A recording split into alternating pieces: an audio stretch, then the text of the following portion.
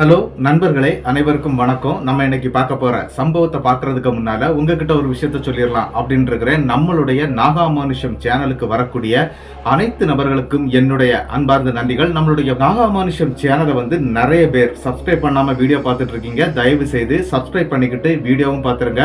மறக்காம பெல் ஐகானையும் தட்டிருங்க. உங்க லைஃப்ல இத மாதிரியான அமானுஷ்ய சம்பவங்கள் ஏதாவது நடந்திருந்தா அதை என்னுடைய வாட்ஸ்அப் நம்பருக்கு ஒரு வாய்ஸ் நோட்டா மற்றும் மெசேஜ் நீங்க அனுப்பலாம். என்னுடைய வாட்ஸ்அப் நம்பரை டிஸ்கிரிப்ஷன்லயும் கொடுத்துருக்கிறேன், இந்த டிஸ்பிளேலையும் தெரியும். கண்டிப்பா ஃபாலோ பண்ணிக்கிடுங்க. வாங்க இன்னைக்குள்ள சம்பவத்துக்குள்ளாடி நம்ம போயிடலாம்.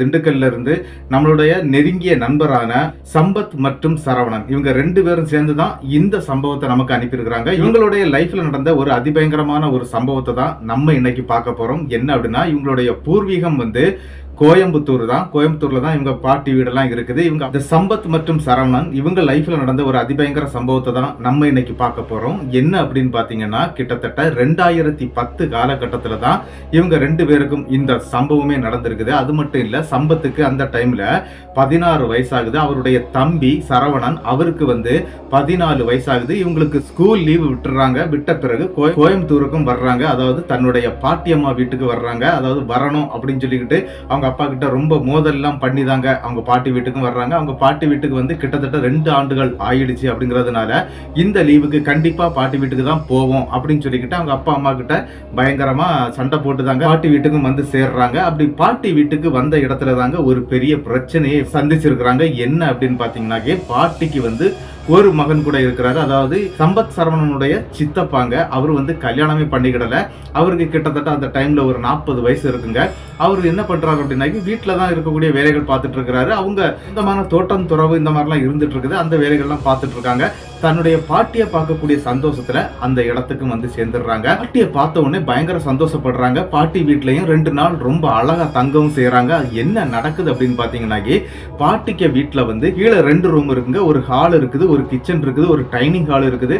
அப்படி எல்லாமே அட்டாச் பாத்ரூமோட அமையப்பட்டிருக்குது. அதே மாதிரி 2வது ஸ்டெப், அதாவது முதல் மாடியில ஒரு 2 ரூம் இருக்குங்க. அந்த 2 ரூமே அட்டாச் பாத்ரூமோட தான் இருக்குது. இந்த பசங்க 2 பேரையுமே அவங்க சித்தப்பா என்ன பண்றாரு அப்படின்னா, மேல இருக்கக்கூடிய ஒரு ரூம்ல தங்க வைக்கிறாரு. அங்கே தங்கிடலாம், ஒன்னும் பிரச்சனை இல்லப்பா, உங்களுக்கு ஃப்ரீயா இருக்கும், ஜன்னல் எல்லாம் ஓபன் பண்ணீங்கன்னா கரண்ட் இல்லனா கூட காத்து நல்லாவே வரும் அப்படிங்கறது மாதிரி எல்லாம் சொல்லி இருக்கிறாங்க. அதே மாதிரி இந்த பேக் செட், அதாவது 2வது ஸ்டெப்லயே கொஞ்சம் இடம் ஃப்ரீயாகவே தாங்க இருக்குது. அந்த கிச்சனுக்கு நேர மேல இருக்கக்கூடிய அந்த இடம் ஒரு மொட்டை மாடி மாதிரி இருக்குங்க. அந்த இடத்துல நின்று பார்த்தா இவங்க விளையாடக்கூடிய அந்த கிரவுண்ட் எல்லாம் இருக்குது. அதாவது கிரிக்கெட் விளையாடுவாங்க இல்லையா, அந்த கிரவுண்ட் இருக்குது. அந்த கிரவுண்டை ஒட்டுனாப்லே ஒரு கிறிஸ்டின் சர்ச்சுடைய ஒரு பெரிய சுடுகாடு ஒன்று இருக்குங்க. அதாவது இடுகாடு தான், புதைக்கக்கூடிய இடத்த இடுகாடு அப்படின்னு சொல்லுவோம். அந்த மாதிரி ஒரு இடுகாடு இருக்குது. அது ரொம்ப பெருசாகவே இருக்குங்க. அந்த கிரவுண்டுக்கு அளவுக்கு அந்த இடுகாடும் இருக்குங்க. இவங்க என்ன அப்படின்னு பாத்தீங்கன்னா, பகல் நேரத்துல அந்த இடுகாட்டு பக்கம் இருக்கக்கூடிய அந்த கிரவுண்ட்ல அந்த ஊரை சேர்ந்த பசங்களுக்கு கூட கிரிக்கெட் விளையாடுறதுக்கு அடிக்கடி போயிட்டு வருவாங்க. இந்த மாதிரி கிரிக்கெட் விளையாட போனாங்க அப்படின்னா, இந்த பந்து பறக்கிறது அது இதெல்லாம் இருக்கும். இந்த கல்லறை தோட்டத்துக்குள்ளாடி அடிக்கடி பால் போயிடும். அந்த பந்தை போய் எடுத்துட்டு வருவாங்க. இந்த மாதிரி எல்லாம் நடந்துதான் அந்த இடத்துல விளையாடவும் செய்வாங்க. அப்படிதாங்க 2 நாட்கள் ரொம்ப அழகா போயிருதுங்க. கிட்டத்தட்ட 3வது நாளுங்க இவங்க 2 பேருமே அதே மாதிரி போய் விளையாடவும் ஆரம்பிக்கிறாங்க. எந்த பிரச்சனையும் இல்ல. விளையாடி முடிச்சுக்கிட்டு ஒரு மத்தியான நேரம் சாப்பிடறதுக்காக வீட்டுக்கு வர்றாங்க. இவங்க பின்னாலே இவங்க சித்தப்பா நடந்து வர்றதை இவங்க பாக்குறாங்க. அதாவது சாப்பிட போற வழியில அவங்க சித்தப்பா பின்னாலே நடந்து வர்றதை பாக்குறாங்க. சரி, சித்தப்பா பின்னால வந்துட்டு இருக்கிறாருன்னு சொல்லிட்டு இவங்க கை காலெல்லாம் கழுவிட்டு இவங்க சாப்பிடறதுக்காக அந்த மேசையில உட்கார்ந்து இருக்கிறாங்க. உட்கார்ந்து இருக்கும்போது இவங்க சித்தப்பா எங்க இருந்து வர்றாருன்னா, ரூம்ல இருந்து எந்திரிச்சு வர்றாரு. இதை பாத்துறாங்க. பார்த்துட்டு, சித்தப்பா நீங்க இப்பதானே எங்க பின்னால வந்தீங்க, அப்புறம் எப்படி வீட்டுக்குள்ள இருந்து வர்றீங்க அப்படின்னு சொல்லி கேட்கும்போது, இல்லப்பா நான் வீட்டுக்குள்ளே தான் இருக்கிறேன், காலையில இருந்து நான் இன்னைக்கு ஒரு இடம் போகல, நான் வீட்டுக்குள்ள தான்ப்பா இருக்கிறேன், நான் வெளியே எங்கேயும் போகலையே அப்படின்னு அவங்க சித்தப்பாவும் சொல்றாரு. இதை கேட்டோன்னு இவங்களுக்கும் ஒருவேளை அப்படியே தான் இருக்குமா, அப்ப நம்ம பின்னால வந்தது யாரு அப்படின்னு சொல்லிட்டு அவங்க அதை பெருசா எடுத்துக்கல. அப்படியே விட்டுடுறாங்க. ஏன்னா வேற யாராவது நம்ம பின்னால நடந்து வந்திருக்கலாம், அது கூட நமக்கு சித்தப்பா வந்தது மாதிரி தான் இருந்திருக்கும் அப்படின்னு சொல்லிட்டு மத்தியான சாப்பாடை முடிச்சிடுறாங்க. முடிச்சுக்கிட்டு இவங்க மறுபடியும் ஒரு 3 மணிக்கு அந்த இடத்துக்கு மறுபடியும் விளையாட போறாங்க. இந்த பசங்க எல்லாரும் அந்த இடத்துக்கு வந்துருவாங்க, அந்த கிரவுண்டுக்கு. அப்ப நம்மளும் போய் விளையாடுவோம்டா அப்படின்னு சொல்லிட்டு இவங்க அந்த இடத்துக்கு போறாங்க கிரிக்கெட் விளையாடுறதுக்காக. அப்படி விளையாடிட்டே இருக்கிறாங்க. சாயந்தரம் நேரம் ஆகுது. சாயந்தரம் இந்த விளையாட்டெல்லாம் முடிச்சுக்கிட்டு இவங்க என்ன பண்றாங்க அப்படின்னா ஸ்ட்ரெயிட்டாட்டு வீட்டுக்கும் வர ஆரம்பிக்கிறாங்க. அப்படி வீட்டுக்கும் வந்து இவங்க சாயந்தரம் நேரம் குளிக்கிறதெல்லாம் வழக்கம் தாங்க. அப்படி குளிச்சுட்டு எடுத்துக்கிட்டு இவங்களுக்கு தேவையான சாப்பாடுகளையும் முடிச்சிடுறாங்க. முடிச்சுக்கிட்டு இவங்க மேலே இருக்கக்கூடிய அவங்களுடைய அந்த பெட்ரூமுக்குள்ளாடி போய் தூங்கவும் ரெடி ஆகுறாங்க. அப்படி தூங்குறதுக்கு ரெடி ஆகும் போது ஒரு சம்பவம் நடக்குது. என்ன அப்படின்னா அவங்க அப்பா வந்து, அதாவது சரவணன் சம்பத்துடைய அப்பா வந்து ஒரு மொபைல் வாங்கி கொடுத்துருக்காங்க. அந்த டைம்லேயே உள்ள ஒரு ஸ்மார்ட் மொபைல் தான். அதுல வந்து வீடியோ எல்லாம் பார்க்கலாம், வீடியோ கேம் விளையாடலாம். அது மட்டும் இல்ல யூடியூப்ல வரக்கூடிய சில விஷயங்கள்லாம் பார்க்கலாங்க. அந்த டைம்ல பெரிய ஒரு இது இல்லாம இருந்த ஒரு காலகட்டம் தான்.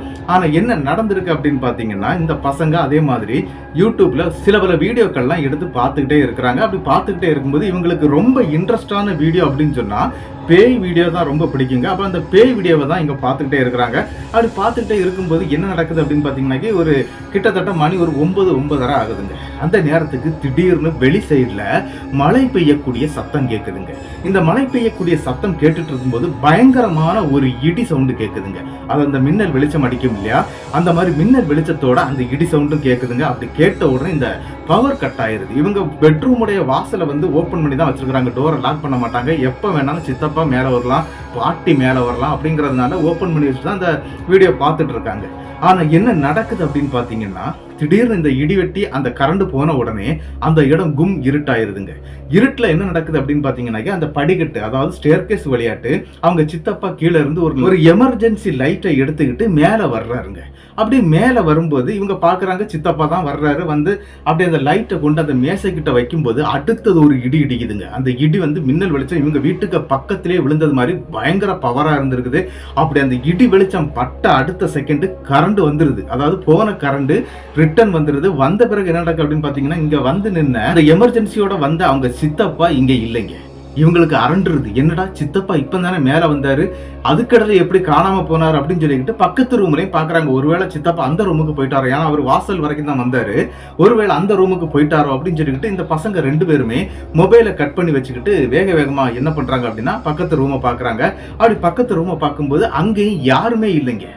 என்ன நடக்குதுன்னு இவங்களுக்கு புரியல. மறுபடியும் என்ன நடக்குது அப்படின்னா இவங்க 2 பேருமே அந்த ரூமுக்குள்ள வந்துடுறாங்க. அந்த ரூமுக்குள்ள வந்து அப்படி மறுபடியும் வீடியோ கேம் பார்த்துட்டு இருக்காங்க. இவங்களுக்கு ஒரு டவுட், ஒருவேளை வந்தாரா வரலையா அப்படின்னு சொல்லிட்டு ஒரு டவுட்ல இருக்கும்போது மறுபடியும் பவர் கட் ஆகுதுங்க.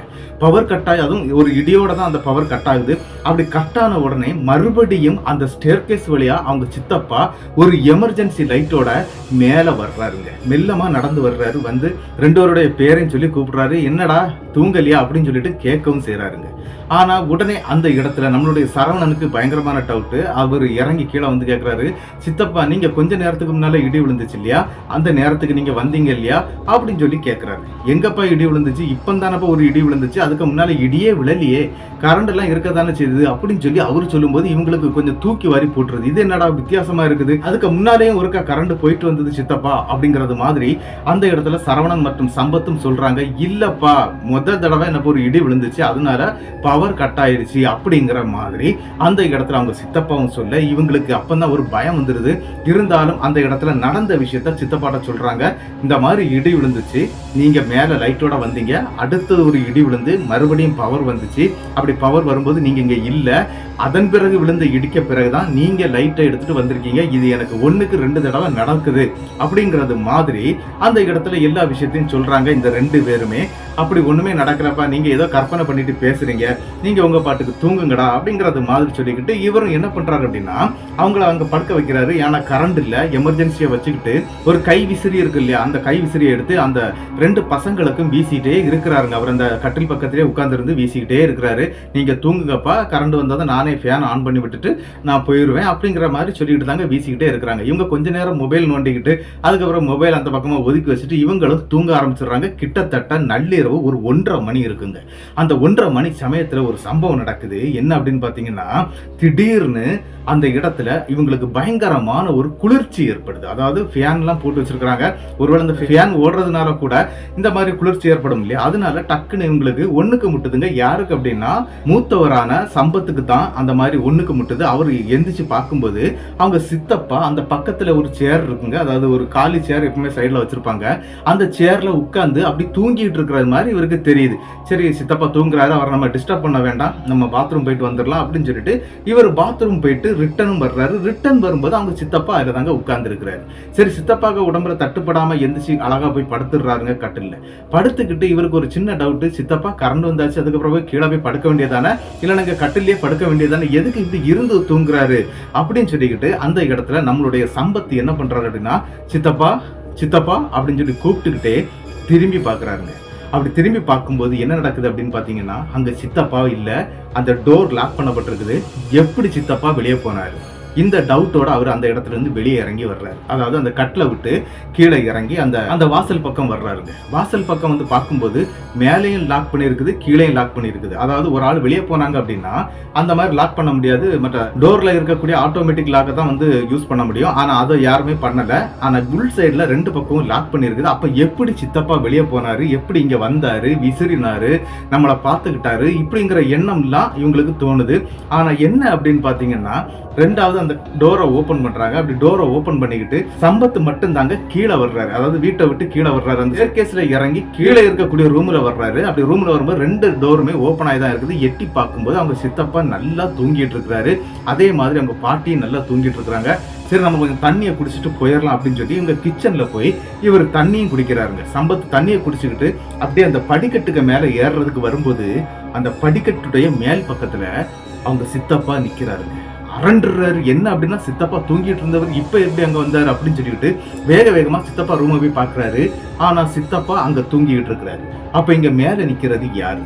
இந்த மாதிரி ஒரு பயத்தோட அந்த இடத்துல மேலேயும் போக முடியாம தன்னுடைய தம்பி சரவணன் அங்க இருக்கிறாரு. தன்னுடைய தம்பி சரவணன் மேல இருக்கிறதுனால இவருக்கு ஒரு பயம் வருதுங்க. அங்க நிக்கிறது யாரு என்னதுன்னே தெரியல. ஒருவேளை அமானுஷ்யமா இருக்குமோ. ஆல்ரெடி இவங்க இந்த மாதிரி படங்கள்லாம் பார்க்கக்கூடிய வழக்கம் இருக்குதுங்க. அதாவது இந்த வீடியோஸ் எல்லாம் பார்ப்பாங்க இல்லையா, அதனாலே இவங்களுக்கு ஒரு பயம் வருது. என்ன அப்படின்னு அங்க நிக்கிறது யாருங்கிற ஒரு பயத்தோட கீழேயே இருக்கிறாரு. ஓடி போய் என்ன பண்றாரு அப்படின்னா அவங்க சித்தப்பாவை தட்டி எழுப்புறாருங்க. சித்தப்பாவும் எழும்பி வந்துடுறாரு. எழும்பி வந்து என்னடா ஆச்சு, எதுக்கடா இப்ப போட்டு தட்டிட்டு இருக்கிற, நீங்க அப்பமே போய் தூங்க போனீங்க இல்லையா, ஏன் தூங்க இல்லையா அப்படின்னு சொல்லி கேட்கும்போது சித்தப்பாவை மேல கூப்பிடுறாரு. இவர் எதுக்கு அப்படின்னா மேல ஒரு சித்தப்பா நிக்கிறாரு இல்லையா, அவரை காட்டி கொடுக்கணும் இல்லையா, அதுக்காக கூப்பிடுறாரு. உடனே அந்த சித்தப்பாவும் மேல வர்றாருங்க. அப்படி மேல வரும்போது அங்க யாரையும் காணல. இந்த டோர் வந்து ஓப்பன் ஆகி தான் இருக்குது. ஏன்னா இவர் ஓப்பன் பண்ணிட்டு வந்தார் இல்லையா, அதனால ஓப்பன் ஆகி தான் இருக்குது. நேரா உள்ள போய் பார்க்கும்போது தன்னுடைய தம்பியை காணலைங்க. அரண்டுறாரு. என்னடா தம்பி இங்க தானே படுத்திருந்தான், சரவணன் எங்க போனா அப்படின்னு சொல்லி அந்த வீடு ஃபுல்லா தேட ஆரம்பிக்கிறாங்க. அவங்க சித்தப்பாவும் தேடுறாரு. என்னடா நடந்துச்சு சொல்லுடான்னு சொல்லும்போது அவர் ஃபர்ஸ்ட்ல இருந்தே சொல்ல ஆரம்பிக்கிறாரு. என்ன அப்படின்னா, இந்த மாதிரி இடி வெட்டிச்சு, நீங்க லைட்டோட வந்தீங்க, அதுக்கப்புறம் ஒரு இடி வெட்டிச்சு, அதுல வந்து நீங்க காணாம போயிட்டீங்க, மறுபடியும் ஒரு இடி வெட்டும் போது நீங்க வந்தீங்க இல்லையா அப்படின்னு கேட்கும்போது, இல்லடா நான் மேலேயே வரலையே அப்படின்னு சொல்லி அவங்க சித்தப்பா சொல்லும்போது அந்த இடத்துல நம்மளுடைய சம்பத்துடைய நிலைமை எப்படி இருக்கும் நினைச்சு பாருங்க. அந்த மாதிரி பயப்பட ஆரம்பிக்கிறாரு. அங்க நடந்த விஷயங்கள் அனைத்தையும் அப்படியே எடுத்து சொல்றாரு. அவருக்கு ஒண்ணுமே புரியல, இது எப்படி நடந்திருக்கு, அது எப்படி நடக்க முடியும் அப்படிங்கிற ஒரு எண்ணத்திலே அப்படி பார்த்துக்கிட்டே இருக்கிறார். அந்த வீட்டுக்குள்ளாடியே சுத்தி வர்றாங்க. சரவணனை காணவே இல்லைங்க. ஃபுல்லா தேடிட்டாங்க, வீடு ஃபுல்லா தேடுறாங்க, பாட்டி தேடுறாங்க. அது மட்டும் இல்லாம சம்பத்துடைய சித்தப்பா என்ன பண்றாரு அப்படின்னா, அந்த ஊர்ல இருக்கக்கூடிய சில பல ஆட்களுக்கு உடனே கால் பண்றாரு. அது அவருக்கு தெரியக்கூடிய ஆட்கள், அவங்க தோப்பு தரவுல வேலை செய்வாங்க இல்லையா, அந்த மாதிரி ஆட்கள்லாம் இருக்கிறாங்க. அவங்களுக்கு எல்லாம் கால் பண்ணி உடனே என் வீட்டுக்கு வாங்கடா, இப்படி பையனை காணல அப்படின்னு சொல்லிக்கிட்டு வரவும் வைக்கிறாங்க. அவங்களும் வந்துடுறாங்க. கிட்டத்தட்ட ஒரு அரை மணி நேரத்துல அந்த ஆட்களும் வந்துடுறாங்க. ஒரு 10 பேருக்கு மேல இருக்கிறாங்க. நீங்க 2 பேரும் எங்கெல்லாம் போனீங்கடா அப்படின்னு சொல்லி கேட்கும்போது, இவங்க வேற எங்கேயும் போகல, வீட்டுக்கு பின்னாலே இருக்கக்கூடிய அந்த கிரவுண்டு, அதுக்கு பக்கத்துல அந்த கல்லறை தோட்டம், அந்த கல்லறை தோட்டத்துல அந்த பந்து வந்து அடிக்கடி போச்சுதுன்னா எடுக்கிறதுக்கும் போயிருக்கிறாங்க. வேற எங்கேயும் நாங்க போகல சித்தப்பா, நாங்க அங்கதான் விளையாடணும் அப்படின்னு சொல்லிக்கிட்டு இந்த பசங்களும் சொல்றாங்க. என்ன நடக்குது அப்படின்னு பாத்தீங்கன்னா, வேகமா இந்த ஆட்களை எல்லாத்தையும் கூப்பிட்டுக்கிட்டு அந்த கல்லறை தோட்டம் இருக்கக்கூடிய பகுதிக்கு அவங்க சித்தப்பா அந்த நபர்கள் எல்லாரையும் கூட்டிக்கிட்டு அந்த இடத்துக்கு போறாங்க. டார்ச் லைட்டை அடிச்சு பாக்குறாங்க. ஒவ்வொரு கல்லறையா அடிக்கிறாங்க. ஆனா எந்த கல்லறையிலையும் இந்த சரவணன் அப்படிங்கிற அந்த பையன் இல்லைங்க. அதுக்கு பிறகு அந்த கிரவுண்ட்ல பாக்குறாங்க. பிறகு என்ன நடக்குது அப்படின்னு பாத்தீங்கன்னா, அந்த கிரவுண்ட்ல எல்லாம் தேட ஆரம்பிக்கிறாங்க. சரவணனை காணவே இல்லைங்க. ரொம்ப தேடி முடிச்சிட்டாங்க. அந்த கிரவுண்ட் ஃபுல்லாவே தேடுறாங்க. அந்த கிரவுண்ட்லயும் அந்த பையன் இல்லைங்க. இந்த கல்லறை தோட்டம் முழுக்காவே தேடிட்டாங்க. அங்கேயும் அந்த பையன் இல்ல. ரொம்ப அரண்டு போயிடுறாங்க. எங்க போனா இந்த பையன் அப்படின்னு சொல்லிக்கிட்டு தேட ஆரம்பிச்சுட்டே இருந்த ஊர் ஃபுல்லாவே தேட ஆரம்பிக்கிறாங்க. அவன் போறதுக்கு எந்த சான்ஸும் இல்ல அப்படிங்கறது மாதிரி அந்த இடம் ஃபுல்லா தேடிட்டே இருக்கும்போது ஒரு நபர் என்ன சொல்றாரு அப்படின்னா, இந்த மாதிரி ஒரு பாலம் கிணறு ஒண்ணு அங்க இருக்குங்க. அதாவது அவங்க ஊரை விட்டு அந்த கிரவுண்டை விட்டு தாண்டி போகணும். கிட்டத்தட்ட ஒரு 1/2 கிலோமீட்டர் தூரம் அந்த இடத்தை விட்டே போகணுங்க. அங்க ஒரு பழைய கிணறு ஒண்ணு இருக்குங்க. அந்த பழங்கிணறுல வந்து என்ன நடந்திருக்கு அப்படின்னா, நிறைய பேர் வந்து நள்ளிரவு நேரத்துல ஏதோ ஒரு அமானுஷ சக்தி வந்து இந்த மாதிரி ஆட்களை கூட்டிட்டு போய் அந்த இடத்துல அந்த கிணத்துக்குள்ள தள்ளி விட்டு கொலை பண்ணிட்டு இருக்குது அப்படிங்கறது மாதிரி ஒரு பேச்சு அந்த காலகட்டத்துல நடந்துட்டு இருந்திருக்குங்க. அந்த மாதிரி ஏதாவது ஆயிருக்குமோ, நம்ம அங்க போயிடலாம் அப்படின்னு சொல்லிக்கிட்டு அங்க இருக்கக்கூடிய நபர்கள் அனைவருமே என்ன பண்றாங்க அப்படின்னா, வேக வேகமா அந்த இடத்தை நோக்கி ஓட ஆரம்பிக்கிறாங்க. அப்படி போகும்போது உண்மையிலே அதாங்க சம்பவம். என்ன அப்படின்னு பாத்தீங்கன்னா, கரெக்டா இவங்க போகும்போது சரவணன் வந்து அந்த பழைய கிணறுக்கு மேல இருக்கக்கூடிய ஒரு சின்ன திண்டுங்க. அந்த திண்டு வந்து கிட்டத்தட்ட ஒரு 1.5-2 அடி ஹைட் தான் இருக்கும். அந்த திண்டுக்கு மேல ஏறி இந்த பையன் அப்படி நின்றுட்டு இருக்கான். உள்ள குதிக்கிறதுக்கு உள்ள தண்ணியே கிடையாது. கிட்டத்தட்ட அது வந்து ஒரு 100 அடி ஆழம் இருக்குங்க. பயங்கரமா காடு பிடிச்சு அடர்ந்து போய் பாலம் கிணறா இருந்துட்டு இருக்கக்கூடிய அந்த கிணத்துக்கு மேல இந்த பையன் நிக்கிறத இவங்க பாத்துடுறாங்க. பார்த்துக்கிட்டு ஓடி போய் அந்த இடத்துல அவனை பிடிச்சு வெளியே எடுத்துட்டு வந்துடுறாங்க. அது உள்ள குதிக்கிறதுக்கு முன்னால வெளியே இழுத்துடுறாங்க. இழுத்து அந்த இடத்துல நல்லா அப்படி உழுப்புறாங்க. உழுப்புன பிறகு அவருக்கு ஞாபகமே வரமாட்டேங்குது. மறுபடியும் அங்கிருந்து தூக்கிட்டு வந்துட்டாங்க. தூக்கிட்டு வந்து வீட்டுல வச்சுதாங்க தண்ணீர் தெளிச்சு அவரை எழுப்புறாங்க. எழுப்பும்போது அவருக்கு எதுவுமே தெரியலைங்க. ஆனா அவர் ஒரே ஒரு விஷயம் மட்டும் சொல்றாரு. என்ன அப்படின்னா, அண்ணன் பக்கத்துல இல்ல. நான் எந்திரிச்சு பார்க்கும்போது சித்தப்பா மட்டும்தான் பக்கத்துல இருந்தாரு. சித்தப்பா தான் என் கூட வாப்பா அப்படின்னு சொல்லி கூப்பிட்டுக்கிட்டு அந்த வீட்டை விட்டு வெளியே போனதாட்டும். அதன் பிறகு என்ன நடந்துச்சு அப்படின்னு தெரியல. அதாவது சிட் அவுட் வரைக்கும் அந்த பையன் போனது அவனுக்கு ஞாபகம் இருக்குது. ஆனா அதுக்கு பிறகு என்ன நடந்துச்சுன்னு அவங்களுக்கு தெரியல. ஆனா அந்த டைம்ல கூட அந்த பையன் ஒரு விஷயத்த கவனிச்சிருக்கிறான். என்ன அப்படின்னா, பாட்டியோட ரூமை தாண்டி அதுக்கு பிறகு சித்தப்பா படுத்திருக்கக்கூடிய அந்த ரூமை தாண்டி தாங்க இந்த பையன் போயிருக்கிறான். அப்படி பார்க்கும்போது பாட்டியுடைய ரூம்ல பாட்டியும் இல்ல, சித்தப்பாவுடைய ரூம்ல சித்தப்பாவும் இல்ல, பக்கத்துல படுத்திருந்தா அண்ணனும் இல்லைங்க. இங்க நிக்கக்கூடிய சித்தப்பா மட்டும்தான் கூட்டிட்டு போறாரு. அப்போ அவர் என்ன நினைக்கிறாருன்னா, நம்ம சித்தப்பா தான் கூட்டிட்டு போறாரு அப்படிங்கறது மாதிரி தாங்க போயிருக்கிறாங்க. ஆனா அந்த கதவு எல்லாம் தானாகவே திறந்துதான். அதாவது அவங்க வீட்டுடைய ஃப்ரெண்டு கதவு இருக்குது இல்லையா, அது தானா ஓபன் ஆயிருக்குது. அதுக்கு பிறகு இவங்க வெளியே போன பிறகு இவருக்கு ஒரு மயக்க நிலைமை ஏற்பட்டு சரவணன் அந்த இடத்துல மயங்கிட்டாரு. ஆனா அதுக்கு பிறகு என்ன நடந்துச்சுன்னா, இவங்க தூக்கிட்டு வந்து தண்ணீர் தெளிக்கிறது தான் அவருக்கு நடந்த விஷயங்கள். அவரும் உடனே அந்த இடத்துல இந்த மாதிரி விஷயத்த சொல்றாரு. ஆனா இவங்க ஒரு 14-16 வயசு பசங்க, ரொம்ப பெருசா இவங்க அதை எடுத்துக்கல. இதெல்லாம் ஒண்ணு இல்லடா, இது ஏதோ வேற ஒரு விஷயம் தான் அப்படிங்கறது மாதிரிலாம் விட்டுக்கிட்டு அந்த ஊர் மக்களும் அதை பெருசா எடுத்துக்கல. ஏன்னா இவங்களை கூட வந்து தேடினாங்க இல்லையா, அந்த நபர்களும் பெருசா எடுத்துக்கல. சரிப்பா ஒண்ணு இல்ல, பத்திரமா போய் படுத்து தூங்குங்க, வெளியே எங்கேயும் போகாதீங்க அப்படிங்கிற மாதிரி சொல்லிக்கிட்டு அன்னைக்கு நைட்டு அப்படியே முடிஞ்சிருதுங்க. மறுநாள் காலையில விடிஞ்ச உடனே அவங்க பாட்டி இருக்கிறாங்க இல்லையா, அதாவது சரவணனுடைய பாட்டி, அவங்க என்ன பண்றாங்க அப்படின்னா, இந்த பசங்க இந்த மாதிரி நேற்றுக்கு நைட்டு நடந்துச்சு, அதனால பக்கத்துல இருக்கக்கூடிய முனீஸ்வரன் கோயிலுக்கு கண்டிப்பா நம்ம கூட்டிட்டு போயிடணும், போய் இதை கண்டிப்பா பார்க்கணும் அப்படிங்கிற ஒரு எண்ணத்தோட இந்த 2 பசங்களையும் கூட்டிக்கிட்டு பக்கத்துல இருக்கக்கூடிய முனீஸ்வரன் கோயிலுக்கு போறாங்க. அது ஒரு சாயந்தர வேளை. அன்னைக்கு ஃபுல்லாவே வீட்டை விட்டே வெளியே விடலைங்க. அப்படி நேரா போய் அந்த முனீஸ்வரன் கோயில்ல விஷயத்த சொல்றாங்க. இந்த மாதிரி 2 பசங்களுக்கும் இந்த மாதிரி நடந்துச்சு, அது என்ன ஏதுன்னு தெரியலையே அப்படின்னு சொல்லிட்டு அங்க இருக்கக்கூடிய பூசாரி கிட்ட சொல்லும்போது, அந்த பூசாரி என்ன பண்றாரு அப்படின்னா, ஒரு 9 மணி வரைக்கும் நீங்க இங்க உட்காருங்க, அப்பதான் முனீஸ்வரன் என்னுடைய உடம்புல வருவாரு, அப்படி வந்த பிறகு அவர்கிட்ட இதை சொல்லுங்க, கண்டிப்பா இதுக்குள்ள தீர்வை சொல்லுவாரு அப்படிங்கிற மாதிரி சொல்லிடுறாங்க. சரின்னு சொல்லிக்கிட்டு இவங்களும் என்ன பண்றாங்க அப்படின்னா, 9 மணி வரைக்கும் அந்த முனீஸ்வரன் கோயிலே உட்கார்ந்து இருக்கிறாங்க. அந்த நேரத்துக்கு அந்த சாமிக்கு சில படையல்கள் எல்லாம் போடப்பட்டு அந்த முனீஸ்வரன் வந்து அந்த பூசாரியுடைய உடம்புல வந்து இறங்குறாருங்க. இறங்குன உடனே இந்த பாட்டியை தான் முதல்ல கூப்பிடுறாங்க. இங்க வா அப்படின்னு சொல்லி கூப்பிட்டு ஒரு விஷயத்த சொல்றாரு. என்ன அப்படின்னா, இந்த பசங்க விளையாட போனாங்க இல்லையா, அதாவது அந்த கிரவுண்ட்ல விளையாட போகும்போது இந்த பந்து வந்து அந்த கல்லறை தோட்டத்துக்கெல்லாம் அடிக்கடி போய் இவங்க எடுத்துட்டு வந்திருக்கிறாங்க. அப்படி எடுத்துட்டு வரும்போது இந்த சரவணன் அப்படிங்கிற அந்த இளைய தம்பி இருக்கிறார் இல்லையா, அவரு என்ன பண்ணிருக்கிறாரு அப்படின்னா, கல்லறை தோட்டத்துல இருந்து ஒரு சின்ன பொருளை எடுத்துட்டு வந்திருக்கிறான். உன்னுடைய பேரன், அதாவது இளைய பேரன் தான் இதை எடுத்துட்டு வந்திருக்கிறான். அந்த பொருள் என்ன அப்படின்னா, அது ஒரு ஏவல் பண்ணுவாங்க இல்லையா, இந்த இடத்துல போய் இந்த ஆளை பிடிச்சிரு அப்படின்னு சொல்லிட்டு ஏவல் பண்ணுவாங்க இல்லையா, அந்த மாதிரி ஏவல் பண்ண கிறிஸ்டின் வழிமுறையில செய்யப்பட்ட ஒரு எந்திரம் தான் அது. அதாவது ஒரு பொருள்னு சொல்றது ஒரு எந்திரம். அந்த எந்திரத்தை வந்து இறந்து போன நபருடைய கல்லறைக்கு முன்னால புதைக்கப்பட்டிருக்குது. இந்த பந்து போய் விழுந்த இடத்துல இருந்து அந்த ரொம்ப ஆழமா புதைக்காததுனால, அது ரொம்ப மேலாப்புல போல இருந்திருக்கும் போல இருக்குது.